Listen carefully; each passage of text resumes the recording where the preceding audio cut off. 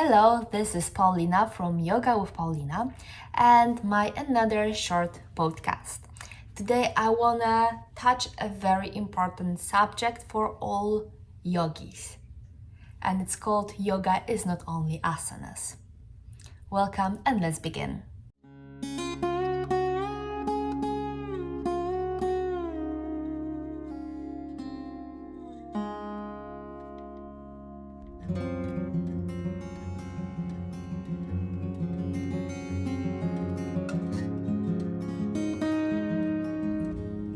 So as you know, yoga is a very wide science that's supposed to give you an inner balance. Inner balance that connects both your body, mind, and your spirit together to give you that sense of unity, but also freedom.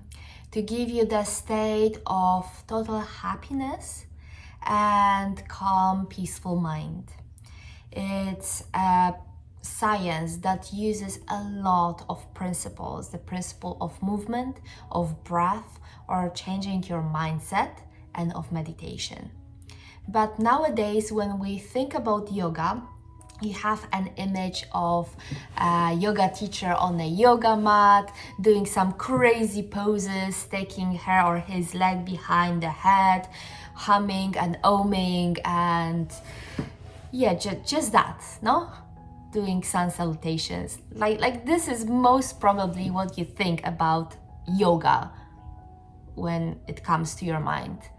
Well, let me tell you, it is true. We do these stuff, but it's not only true. Because yoga, as I said, it's super wide. Patanjali in his sutras, he created 8 parts that actually create yoga practice. And actually yoga practice starts with the mindset. And your mindset is actually the foundation of your whole practice because it's also the foundation of your life. As a yoga teacher, I know that yoga is not only stuff you do on the yoga mat, it's actually who you are in life. It's your attitude that you have for yourself and the attitude you have for the others.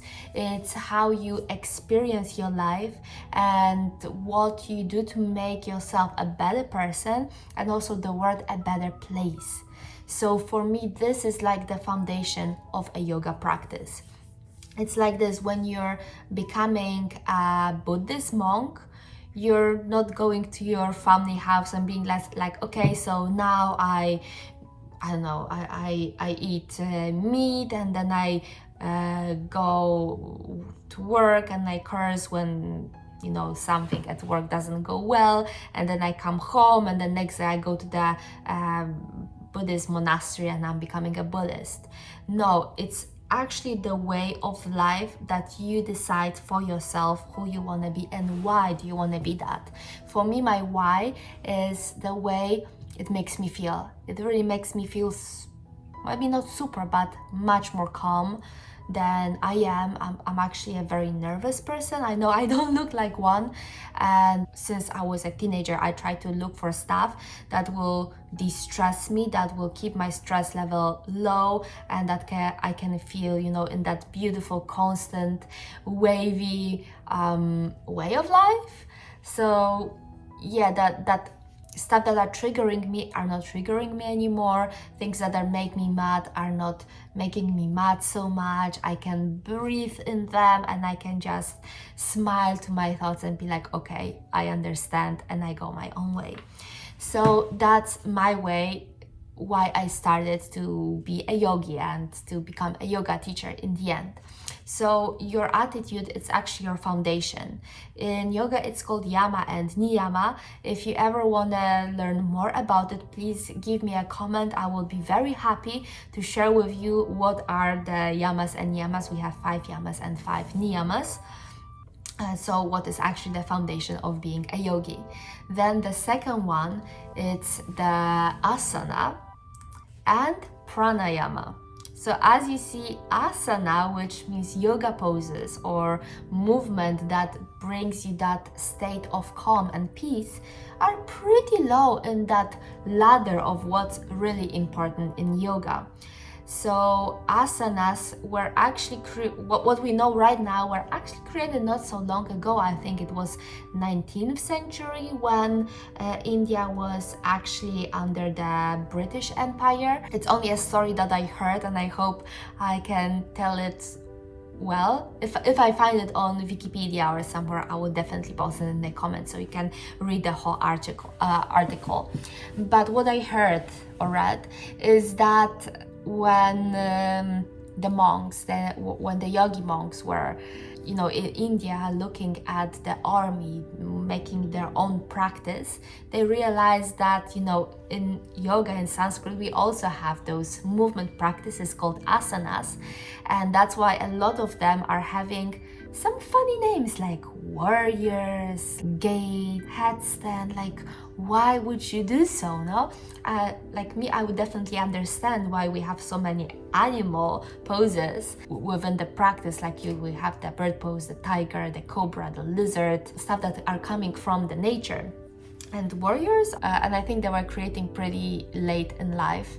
Nowadays we also have this very huge pressure to have a perfect body, and most probably that's why asanas became such a big thing, such an issue, to do them perfectly, to do them right, to have a perfect body, to be some kind of equivalent of a fitness class. I know a lot of people are doing yoga because they want to lose weight, although that shouldn't be the main principle why you actually start your yoga practice.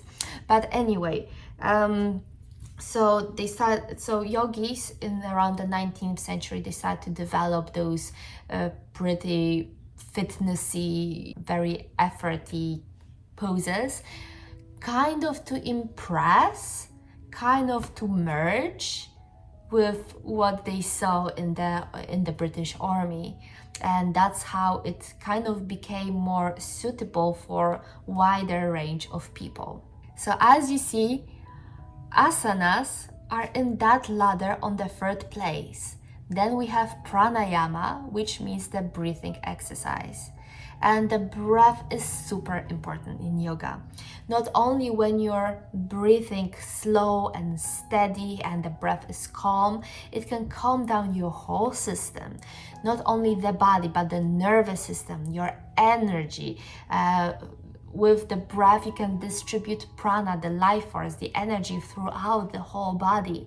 With prana, you can kind of go through all the shariras and all the koshas, because it's one tool that actually works for everything and everyone. You don't have to do very advanced asanas, just breathe and you can already become a yogi. So as you see, breath is a super important part. And as you see now, I've did 4 of the most important parts of yoga, and now we go for another 4, and actually they go deeper and deeper into the meditation, into the meditative states. So after pranayama we have pratyahara, dharana, dhyana and samadhi. So pratyahara is to withdraw your senses. It means to be aware of what you feel, how you feel it, what it does to your body. Some people call it also a felt sense. So whatever you feel, to be super aware of it.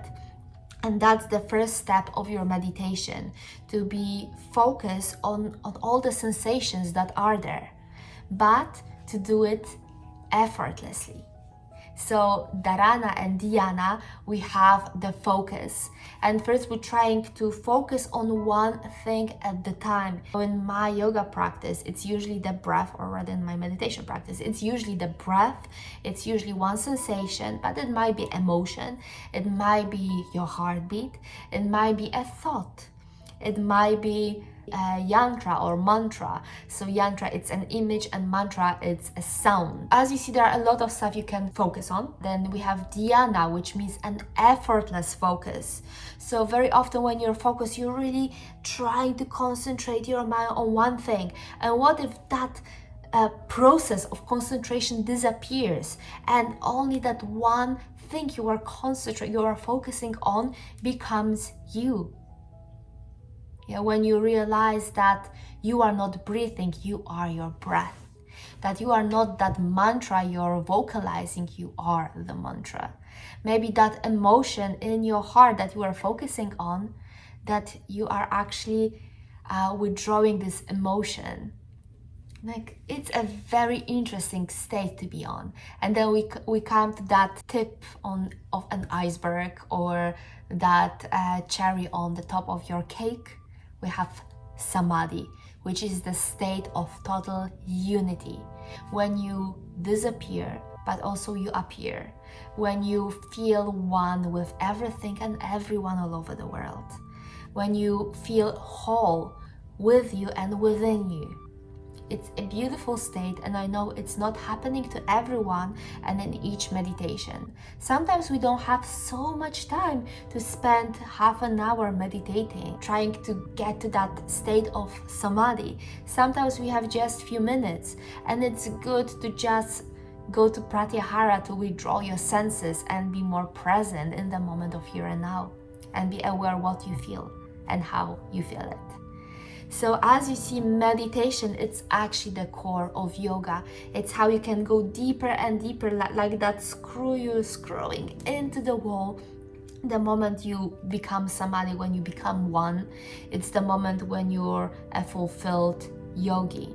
So actually, no, yoga is not only asanas. And I know that asanas are important. Your body is important. Listen, the body is actually a container that holds in your soul, that holds in your energy. So if you're not taking a good care of it, actually it can influence your energy, it can influence your mind, it can influence your soul. When you are eating badly, most probably you feel heavy, you feel dull, you're like, oh, you feel depressed, and that can cause the state of mind when your soul kind of shrinks inside you. And to feel it whole again, you need to move, you need to make exercise, you need to go back to your diet, to drink water, get supplements if that's a part of your daily routine. Yeah, it is all important. So yes, the body is important. It's important to keep it healthy, to keep it strong, to take good care of it. But it's not only you. Your body is not you. What is actually is what you have here inside, and how you connect this here with this here and with this here. So remember that actually the core of yoga is meditation, is to find that state. And if you can find that state of samadhi, of the total wholeness and unity and oneness within your yoga practice on the mat, it's perfect. I also feel the same state when I'm dancing. That's why I've created my dance meditation, because I realized that I can go much faster into that samadhi state after a very good dance class, or when I'm dancing just for myself with like shakes, with stretches, with strengthening my body and feeling every muscle move when I'm moving the prana up and down, front and back, right and left. So as you see, yes, you can get into that state through the moving practice, but very often you need to go into meditation, to go even deeper, to find the core of your soul, to find your purpose, to find yourself over there.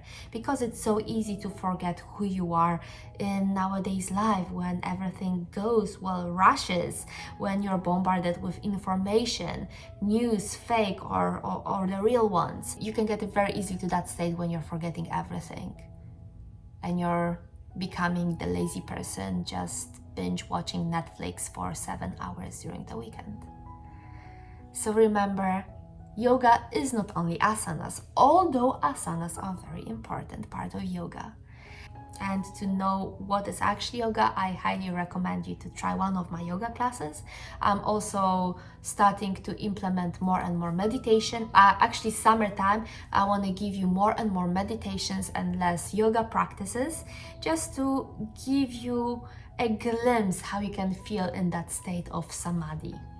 If you like it, please leave me in the comment what kind of meditation you love the most, because maybe I know it. If not, I will start with very balancing, easy meditations from my Ishta practice, and later on we can go into some more deepening, healing meditations like emotional healing, mother's, father's wounds, and so on. If you're interested to go even deeper in that, into changing your state of mind, into being that fulfilled yogi and meditate a lot, making those courses called Manifest Your Life. It's a beautiful expansion of your well-being, of your mental well-being. It's a lot of healing and just showing you what blockages, walls you have around you, around your heart or inside your mind that are blocking you to become the best version of yourself. And that's it for today. If you like that podcast, please share it with someone who might like it or who might need it. Give me a thumb up, leave me a comment which part you think is the most important of yoga, and if you love yoga just like I do. And see you next week on the little podcast of Paulina. See you, love you, and bye-bye.